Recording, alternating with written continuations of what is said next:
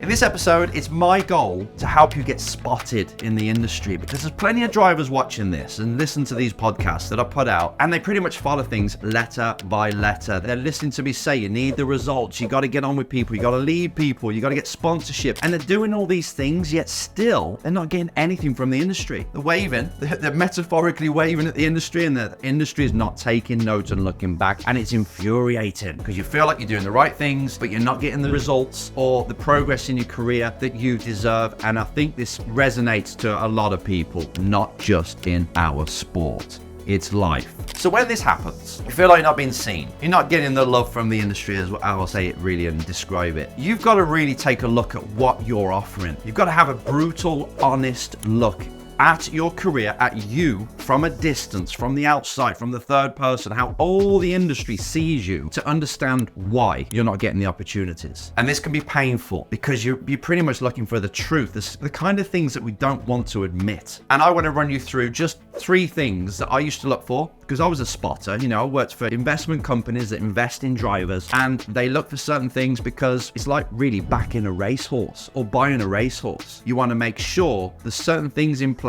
that horse has. They've got the attributes, they've got the certain things that you need for them to make money out of you. And that's what it's really all about, right? When a manufacturer looks at you as a driver, they want to make money from you. They don't just want to pay for some driver that looks good in the car and does pretty good. There's an end game. You as a driver will help a manufacturer sell more cars, push their brand, get their name out there, be the kind of person they can put the badge on the chest and be proud of and say, right, this is our driver, they're representing our product, our brand in the industry, right? So they're looking for certain things. And if you don't portray these things that they're looking for, they're not going to notice you. So you've got to be switched on in this area. So again, I can advise because I used to be a spotter for investors and management companies. And I still do. I still pretty much spot drivers, really. I look for them. And then if they're really good, I'll put the word out that that's the driver to back. So this is important. Only 3 things I'm going to go through here. Okay. Very simple. Number 1, you must have the results. And I think you knew I was going to say that, right? Because it's either that or speed or skills. But at the end of the day, when an investor or a manufacturer looks at a driver, they look at it in black and white, in binary terms of what are their results, how many firsts, how many wins, how many championships, to see if that driver is really capable. And they're not going to embarrass them, of course, but it's really to understand, are they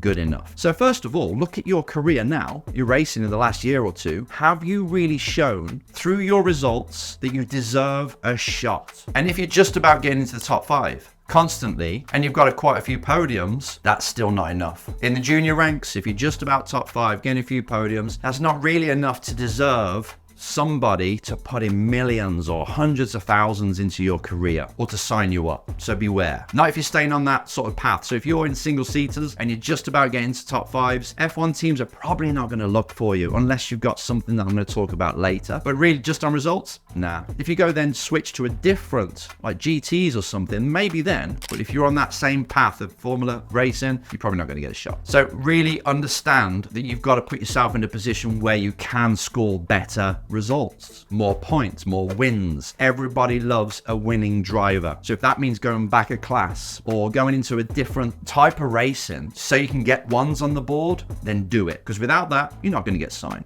Number 2 is your attitude and your reputation. This is huge. So if you are fast, said it in the last video, but your attitude stinks, your reputation in the paddock is that you're difficult, you're always moaning about the car, you don't put in the effort and all these things, believe me, an investor will find out because they ask other people first about you before they approach you. They'll ask your team, they'll ask old teams, they'll ask people that they actually respect the decisions of or the opinions of, people they trust. So if you've got the results and you've got a really good reputation in the sport, then you might get approached. But just ask yourself this now. What is my brand like? What are people saying in the paddock? You've got to find this out. You are a product in the industry. You need to know how people, customers, pretty much, people that have worked with you, see you as a brand. Very important. You got to protect that. You've got to build it. If you haven't got the right reputation a manufacturer would want in their car, representing their badge, never going to happen. Don't care how quick you are. Take this seriously. Understand what your brand is, your reputation. And number 3, political advantage. How boring, how how non-PC. But if you're from a certain country that is in line with a manufacturer, you know, they want to push cars in that country, in that area, and you're from there, you've got good results, your attitude's great, they're probably going to pick up the phone and offer you something. It is just the way it is, but there's people in F1 right now, they're only there because of the country they're from. And there might be some other political advantage to someone that you're really trying to get attention from, trying to get noticed. It's important that you start to play the business game and understand that that's just the truth of life, right? If you fit what they're trying to sell in some way, or you help them get into a certain market, that is pulling power. And that gives people an advantage that maybe haven't even got the results. So if you've got the trifecta, if you have got the results and your brand is great, you know, your reputation is really good in the paddock, and you're politically positioned in a way that serves certain people, it's golden. But I'd say if you're political, you know, you've got that really there, you can